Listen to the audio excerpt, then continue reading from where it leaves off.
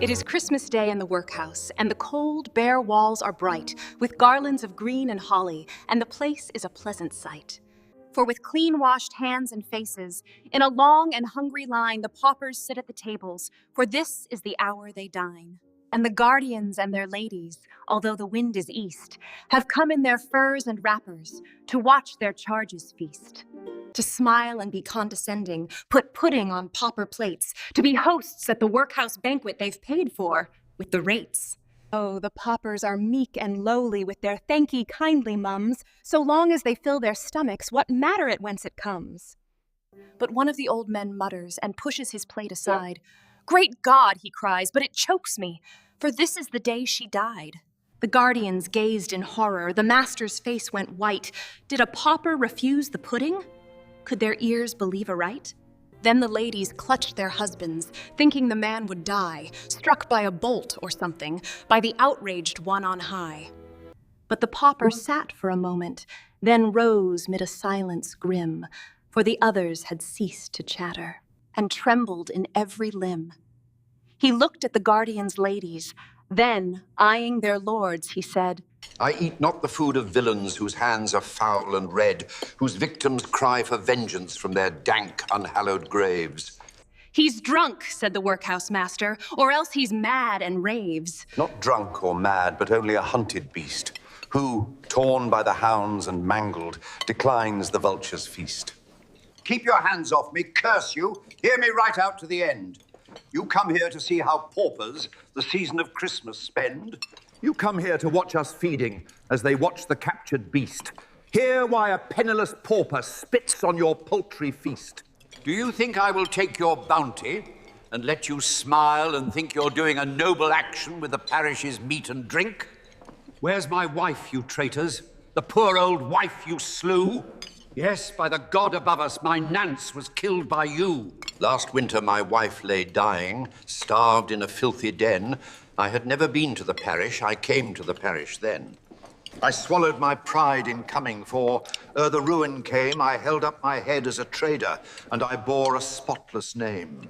I came to the parish, craving bread for a starving wife, bread for the woman who'd loved me through 50 years of life. And what do you think they told me, mocking my awful grief? That the house was open to us, but they wouldn't give out relief. I slunk to the filthy alley. It was a cold, raw Christmas Eve, and the bakers' shops were open, tempting a man to thieve. But I clenched my fists together, holding my head awry, so I came to her empty-handed and mournfully told her why. Then I told her the house was open.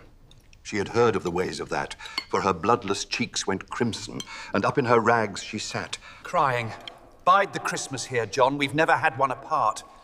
I think I can bear the hunger, the other would break my heart.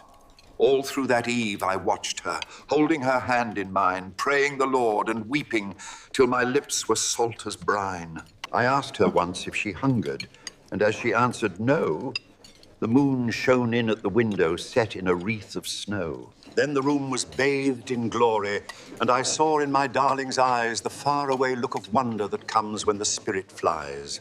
And her lips were parched and parted, and her reason came and went, for she raved of our home in Devon, where our happiest years were spent. And the accents long forgotten came back to the tongue once more, for she talked like the country lassie I wooed by the Devon shore. Then she rose to her feet and trembled, and fell on the rags and moaned, and "Give me a crust, I'm famished, for the love of God," she groaned.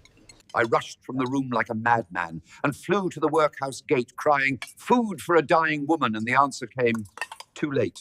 They drove me away with curses. Then I fought with a dog in the street, and tore from the mongrel's clutches a crust he was trying to eat.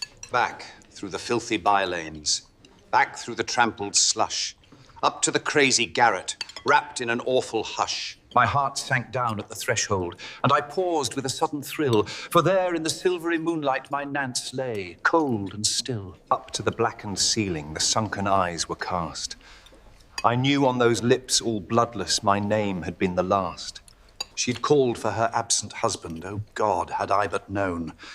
Had called in vain and in anguish had died in that den alone. Yes, there, in a land of plenty, lay a loving woman dead, cruelly starved and murdered for a loaf of the parish bread. At yonder gate, last Christmas, I craved for a human life. You, who would feast us paupers, what of my murdered wife? There, get ye gone to your dinners. Don't mind me in the least. Think of the happy paupers eating your Christmas feast. And when you recount their blessings in your smug parochial way, say what you did for me, too, only last Christmas Day. Thank you for joining us with this edition of Poems, Prose, and Ponderings.